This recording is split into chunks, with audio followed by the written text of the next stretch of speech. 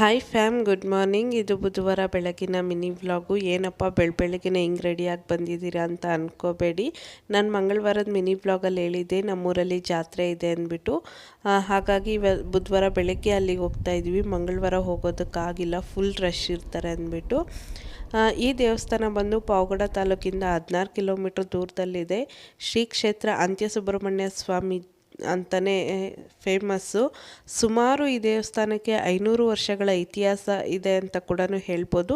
ನಾನು ಇದರ long video ಬಂದು ಆದಷ್ಟು ಬೇಗ ಯೂಟ್ಯೂಬಲ್ಲಿ ಅಪ್ಲೋಡ್ ಮಾಡ್ತಾಯಿದ್ದೀನಿ.